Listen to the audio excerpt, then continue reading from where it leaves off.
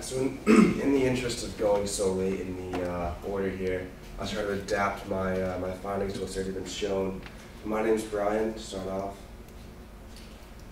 So I did some automotive industry background first, and I have some facts and figures that's been alluded to already, whereas 2009 was really a low point in the past decade, and since then we've been increasing auto sales year by year.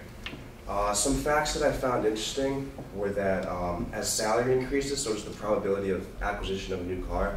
So I found that, for example, salary ranges of $100,000 and over have a 50% chance of acquisition in the next 2 years. And also the age group most susceptible to buying a new car was the 25 to 34 range, and within that, males. So moving forward, I guess this is the goal, right? Being able to sell ice to a polar bear. The element of surprise is used to low pressure sales because, and I'm just going to go through this quick, because they're used to the more aggressive approaches that you hear ranting and raving about.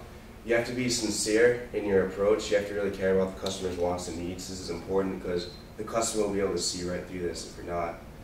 You have to create an environment favorable for the prospect to make their own decision, because if you're trying to force them into something, they'll also pick up on that. And the most commonly used approach in the low pressure sales technique, the customer problem approach, where you address the need, the problem that the customer might bring up for not making the sale initially.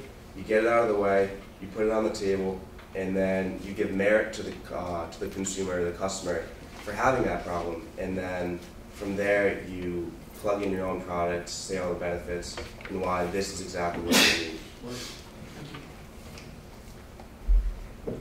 So it's been alluded to already, I think Ryan touched upon it, but 42% more research is done online than at home, or excuse me, online than in the dealership itself. There's a change to test drives. I found that 1 in 10 car buyers no longer need to do a test drive at all. They're perfectly fine with the research they do online. They go into the dealership, they check everything out, and they just purchase it that way. I also found that 25% of people said they'd be interested in reserving a time for a test drive online, if possible, so on the dealer website. People found that, I found that 14% of people think that chatting with a representative, a dealer on Facebook, is as useful as going to the dealership in person. So whether that be Facebook, tweeting at each other, something like that, that's new innovation that people need to be aware of. You need to supplement, not replace the salesman. This is very important, as they are still salesmen, they do still have a job. And there's innovative uses with the iPad. I read a story on a nonprofit organizing like a 5K fun run, and they were able to raise $1,400 from the middle of a field in Massachusetts, which if you think back 10 years, that's just kind of unprecedented. No one really thought that would happen. 30 seconds. So my recommendations, the app needs to be highly interactive. I picture myself going into a dealership. I picture both of us, the dealer and myself, sitting around a table, and him showing me, at least initially, how to use this app, stuff like that. I see a needs discovery opportunity of, I want leather, I want this, I want that. Just fun buttons that you can hit that takes you to the next step in the process, It's very important to have feedback. This is for the continual development of the app. On the tour, I see myself going on the tour holding the iPad myself.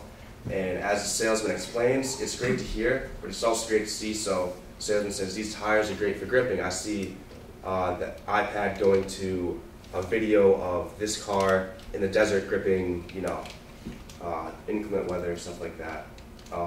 And also one last recommendation quick, compare prices to nearby dealers. This keeps them on a lot. This keeps them from saying, oh, I have to go here, I have to go here, check this and that out. And so that was basically my important recommendations.